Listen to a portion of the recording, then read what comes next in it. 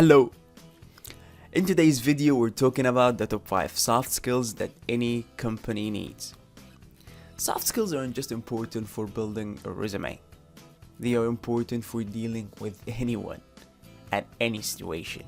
Imagine friend, girlfriend, boyfriend, employer, employee, anyone. Today, I'll show you how to learn them. First one, communication skills. Communication is how you see people and how they see you at any interaction between you and them. So how to be a great communicator? Point number 1, be confident. Confidence isn't about saying or just polishing every word you're talking about. A confident communicator is the one who looks and sounds like he or she means what they are talking about. So the question here is how to connect to people and be that confident. In a study conducted by University of California in LA, they found that people interpret the attitude and emotions based on what they call the 3 V's rule.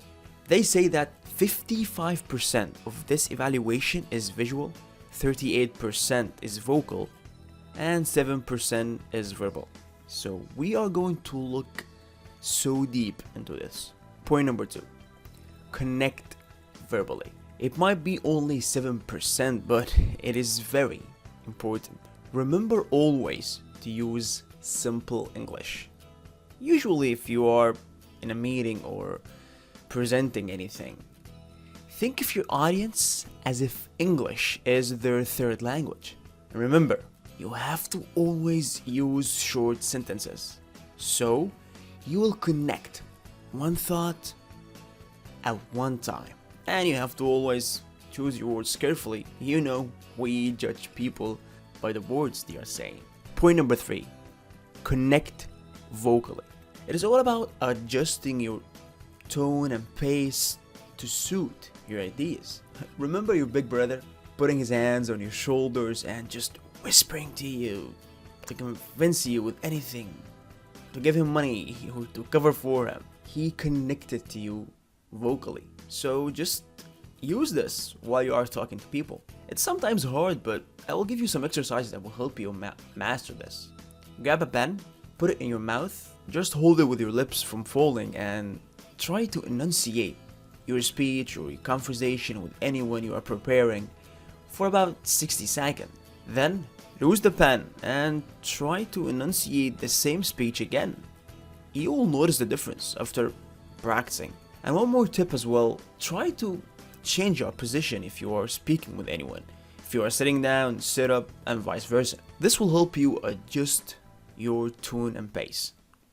Point number 4, connect visually. You have to always use your eyes. The eye tells everything. And this time, try one thought at one time to one face. One thought, one time, one face is a magic rule for anyone to have very effective eye contact.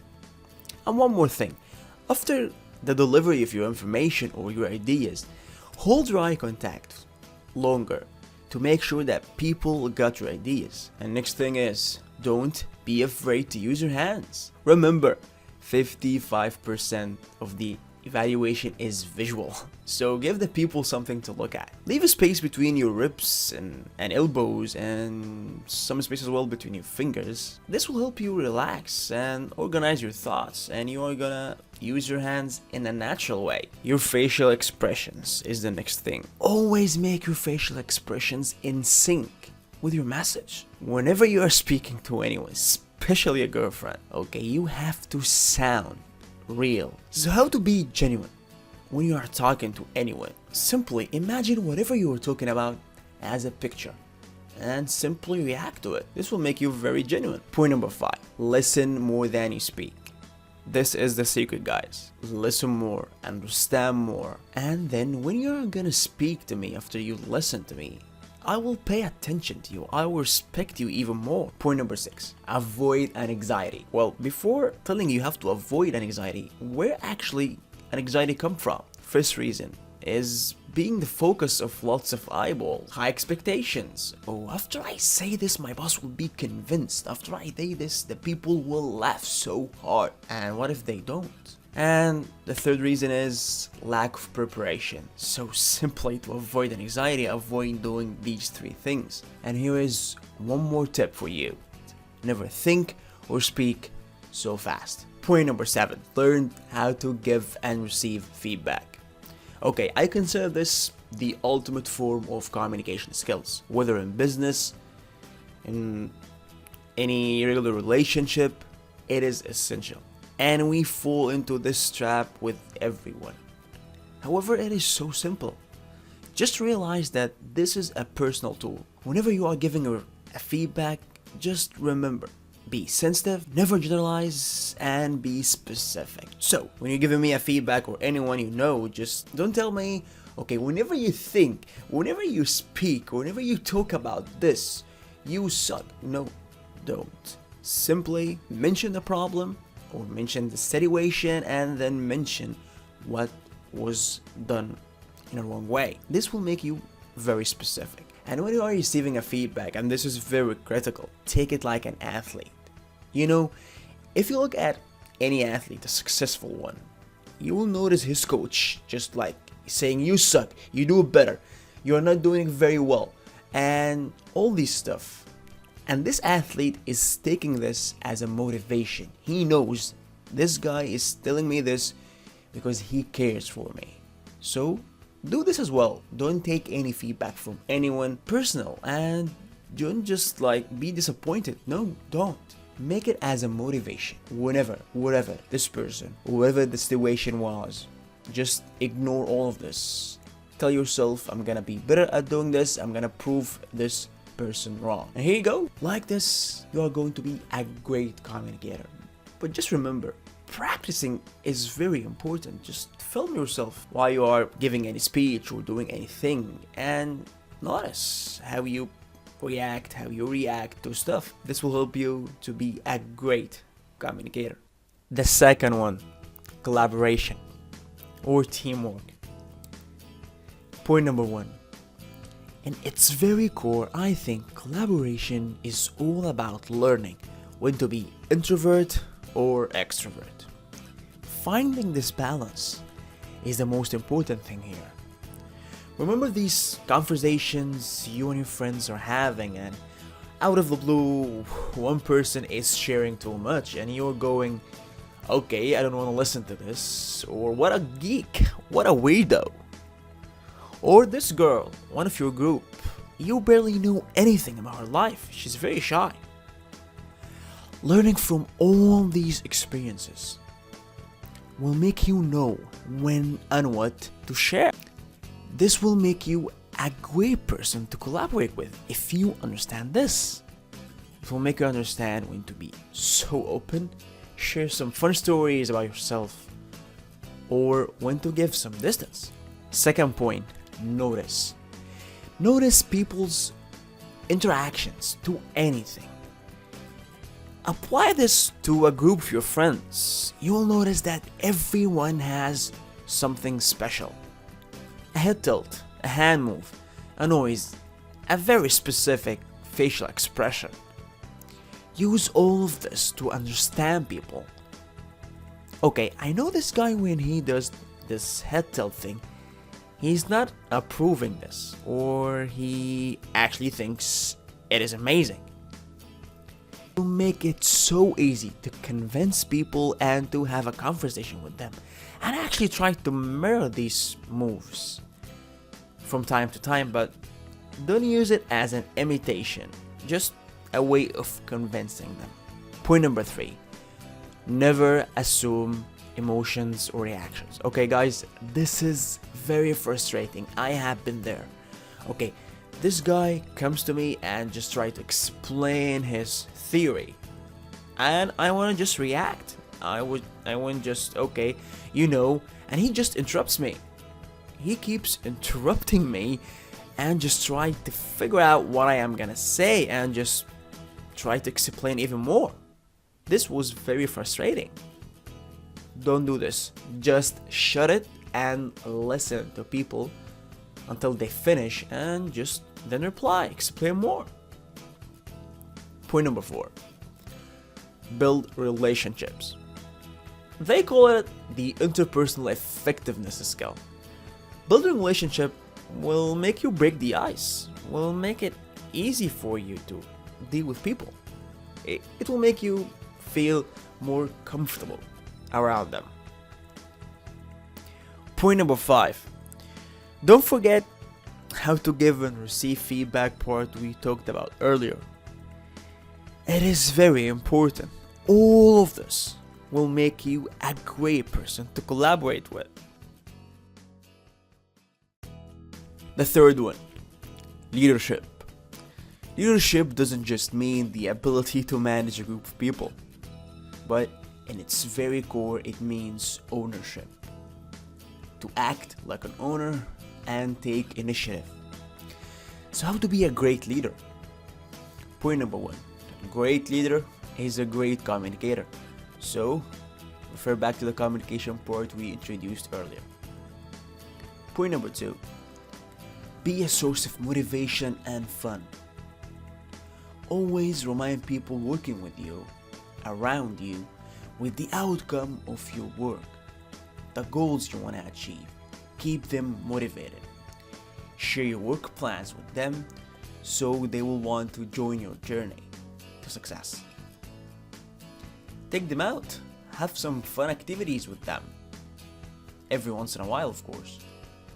Point number 3, show commitment and integrity. The best way of leading is leading by example.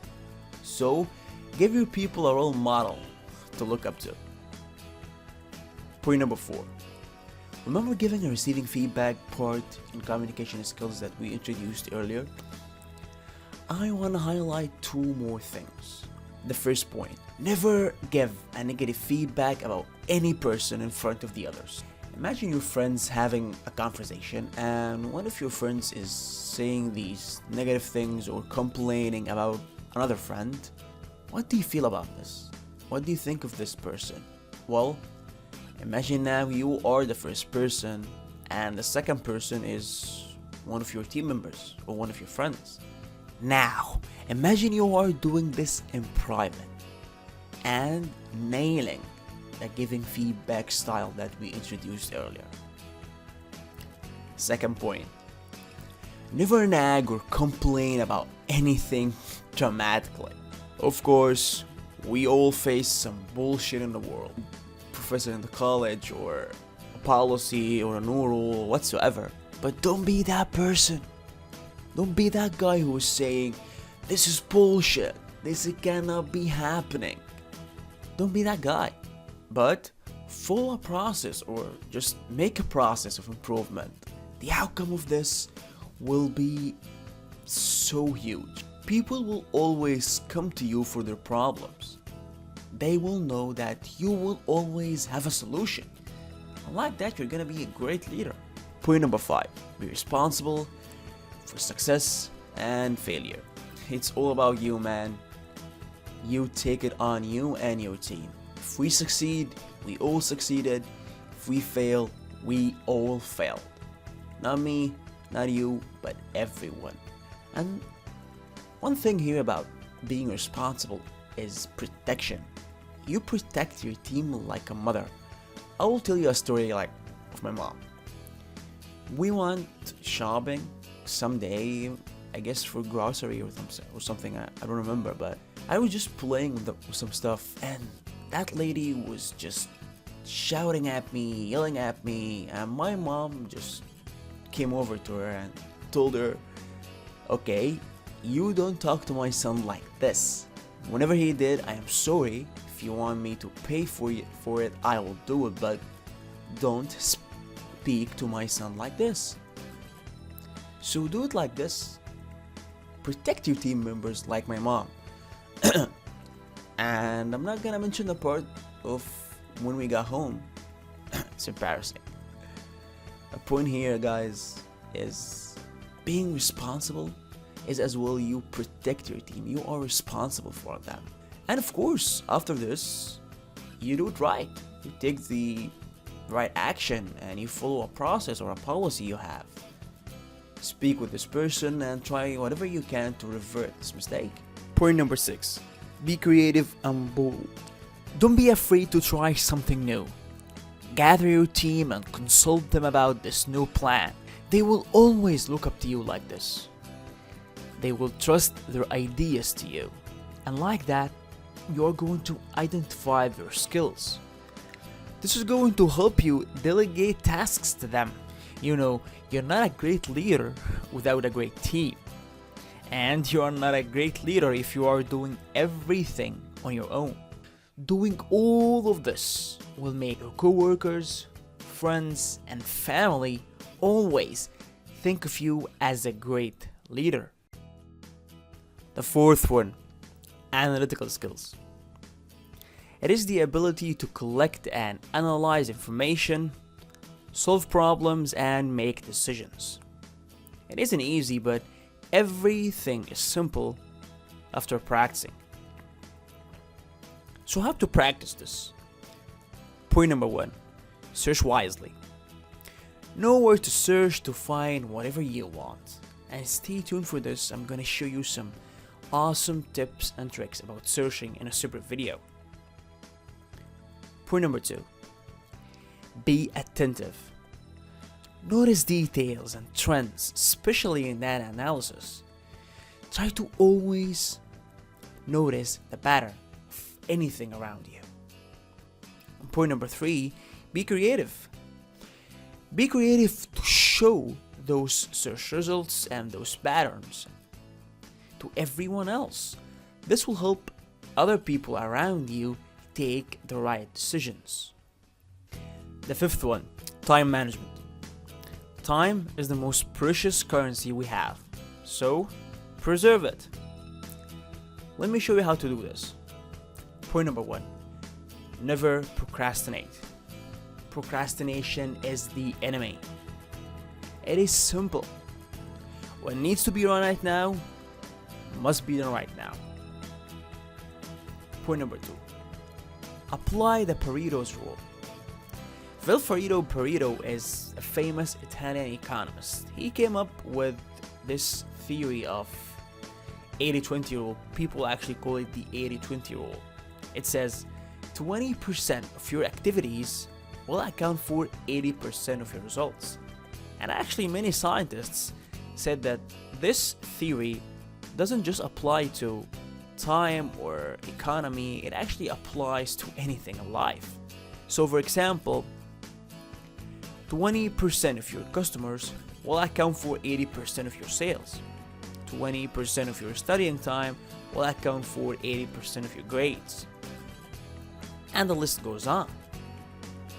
So, you should embrace those 20%. Find them out, embrace them, give them more attention. And if you want to outsmart and outwork everyone around you, even give them more time. Point number 3, create daily habits. If you spend a week with any successful person, you will find that he or she is doing the same exact things at the same exact times every day. Consistency makes anything better. Point number 4, build your to-do list with time frame. Prioritize your goals, write them down and execute them. There is no excuse here.